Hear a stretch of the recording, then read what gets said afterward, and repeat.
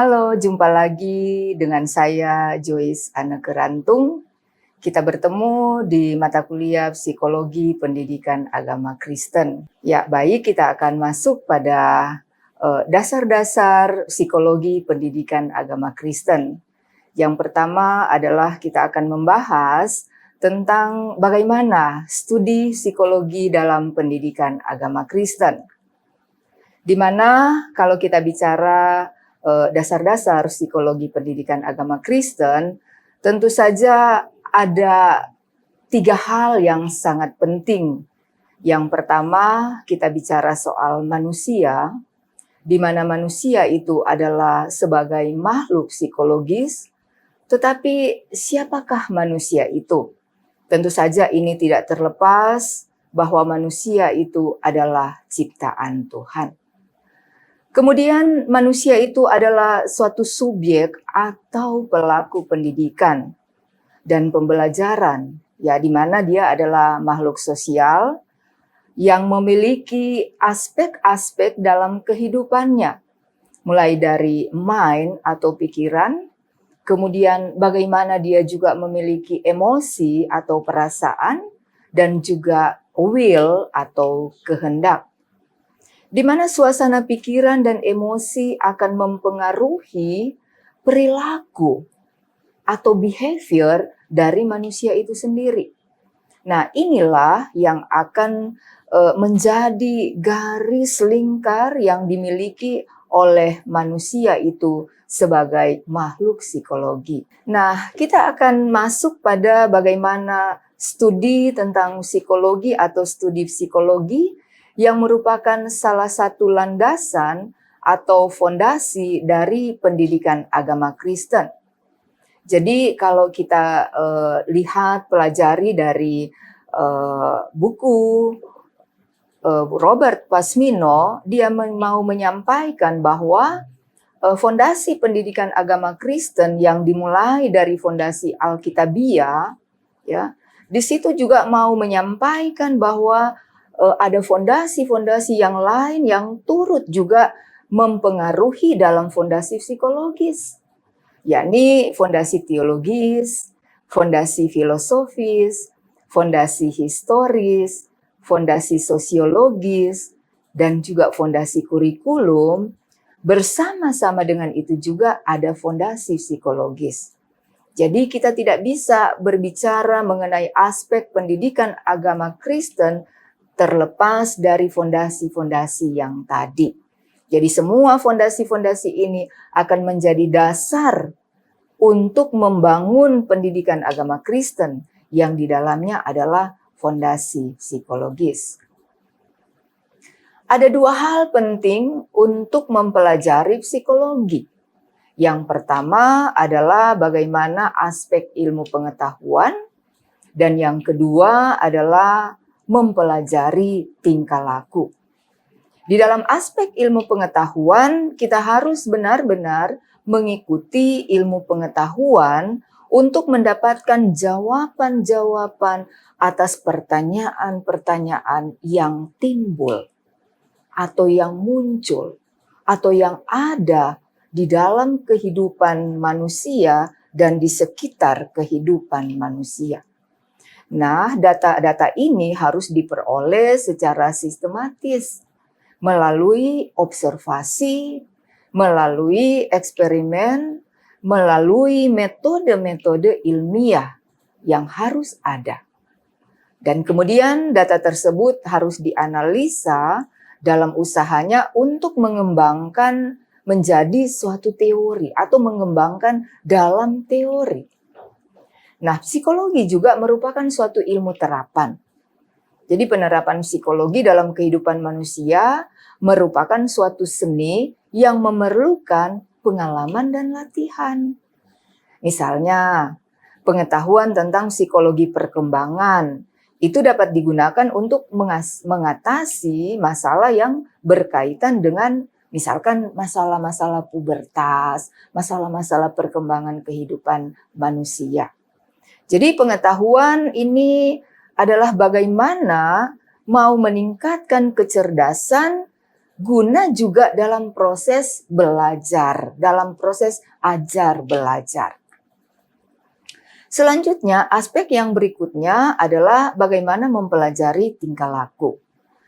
Nah, di dalamnya atau di situ dia bicara tentang bagaimana overt behavior atau tingkah laku terbuka, kemudian covert behavior atau tingkah laku tertutup, ya. Nah, dalam overt behavior itu tingkah laku yang dapat diobservasi secara langsung. Contoh misalkan bagaimana kita bisa atau kita bisa melihat seseorang itu dalam cara dia makan, minum, tertawa, berlari, mencari buku di rak, membuka buku, dan lain sebagainya. Itu observasi secara langsung atau overt behavior, ya, secara terbuka.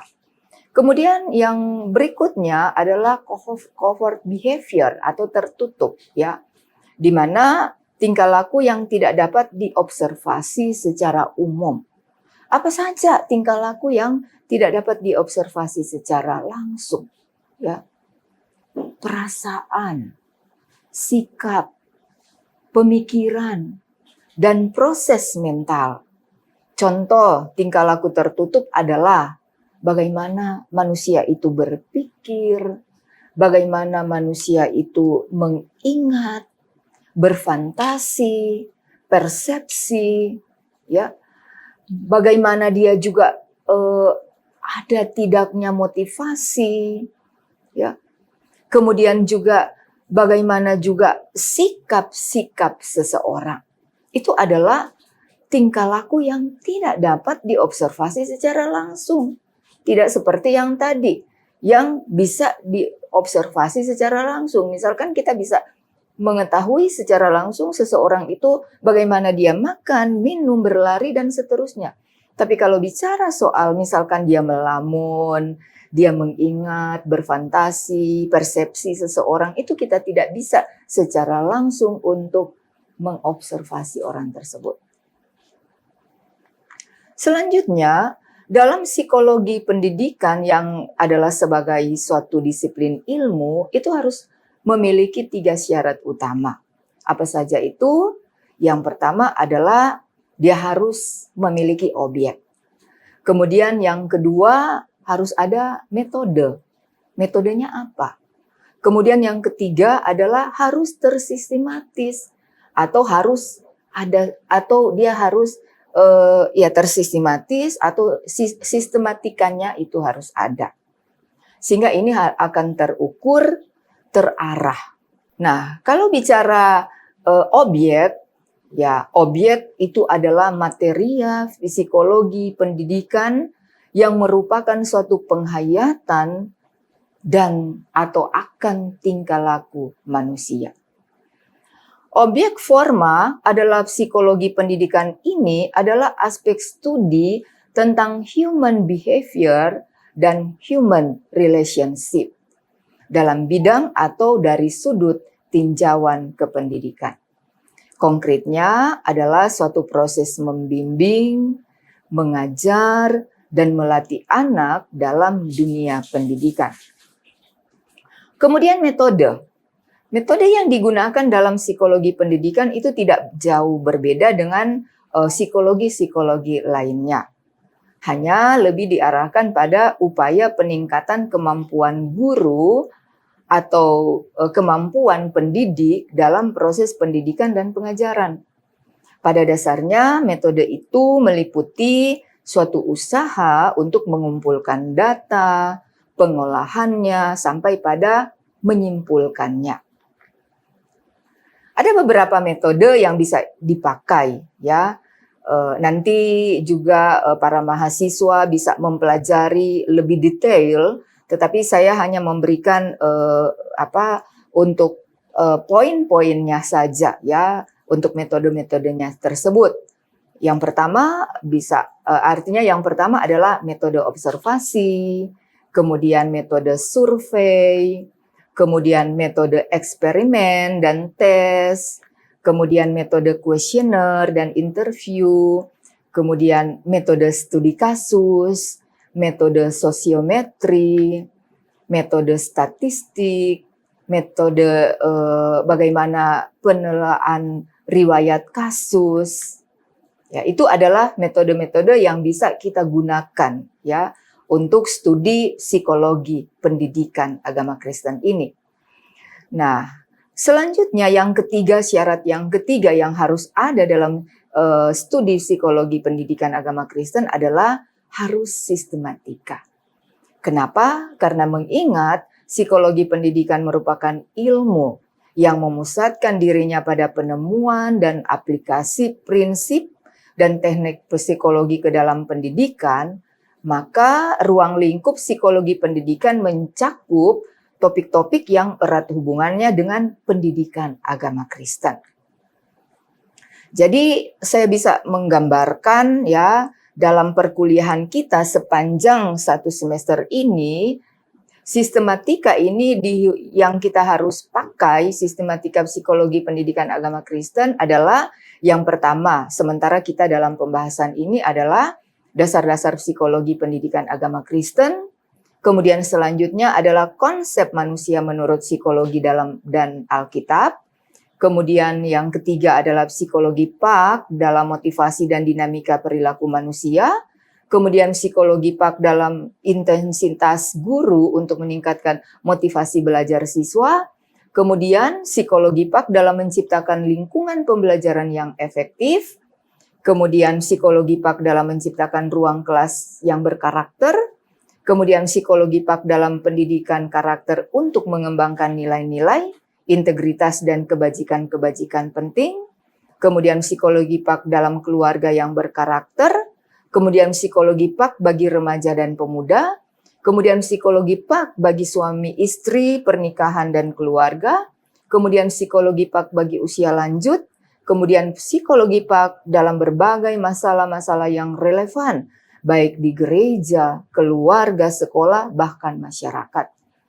Bapak, Ibu, Saudara-saudara bisa dapat menyesuaikan apa saja yang akan menjadi topik-topik pembahasan yang barangkali akan menjadi sesuatu yang akan berfokus pada penelitian Bapak, Ibu. Itu juga bisa menyesuaikan dengan masalah-masalah yang Bapak, Ibu bisa amati, hadapi, atau Bapak, Ibu bisa teliti. Dan juga dalam studi psikologi pendidikan agama Kristen. Selanjutnya, kenapa juga kita melihat bahwa sangat penting studi psikologi dalam pendidikan Kristen atau pendidikan agama Kristen? Karena pertumbuhan dan pengaruh psikologi itu dan cakupannya itu sangat luas, ya. Sehingga karena cakupannya itu sangat luas, maka kajian eksperimental dan perbincangan masalah-masalah fisiologis ini, ya, maka pentingnya atau diperlukannya psikologi untuk suatu pelayanan terapi dan konseling baik di gereja, sekolah, pendidikan, pekerjaan, industri, bahkan sampai masyarakat luas.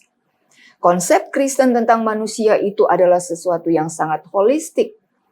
Iman Kristen mengajarkan bahwa manusia merupakan makhluk biologis, psikologis, spiritual, dan sosiologis. Demi pelayanan yang luas, maka kita harus mempunyai pandangan yang luas juga tentang bagaimana identitas dan tugas hidup kita sebagai manusia. Oke, baik. Dan di akhir perkuliahan kita, saya ingin Bapak, Ibu, Saudara-saudara supaya lebih memperdalam bagaimana studi tentang psikologi pendidikan agama Kristen, maka ada tugas mandiri yang bisa Bapak Ibu kerjakan, ya, kerjakan di mana saja Bapak Ibu, yang penting Bapak Ibu mengerjakan, Bapak Ibu Saudara-saudara dapat mengerjakan. Jadi ada 4 pertanyaan. Yang pertama adalah identifikasikanlah beberapa pengertian psikologi pendidikan Kristen pada beberapa literatur. Kemudian tulislah satu definisi tentang psikologi pendidikan Kristen yang dapat mengakomodir berbagai kepentingan pembelajaran.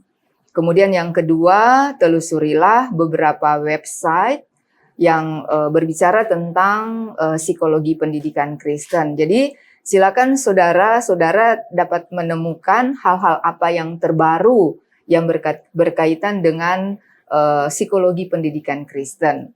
Kemudian yang ketiga, Bapak Ibu bisa melihat dari buku Robert W. Pasmino ya tentang dinamika pendidikan agama Kristen, khususnya di halaman 320 sampai 321.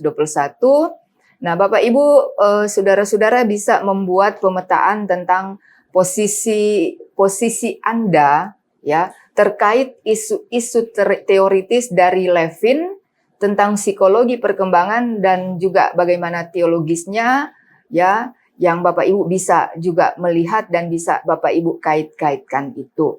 Kemudian yang terakhir ada teori perkembangan manusia menurut Piaget, Erikson, Kohlberg, Fowler, Beckett, Gilligan, Belenki, dan Loder. Nah, silakan Bapak Ibu pilih salah satu. Jadi salah satu ahli ini ya, dia bicara tentang teori perkembangan manusia. Nah, Anda tertarik dengan ahli siapa ya? Kemudian jelaskan mengapa dan melihat apa saja teori-teori perkembangan yang mereka lakukan dan dalam kaitannya juga dengan psikologi pendidikan agama Kristen. Saya kira demikian Bapak Ibu untuk pertemuan kita hari ini. Terima kasih, Tuhan memberkati.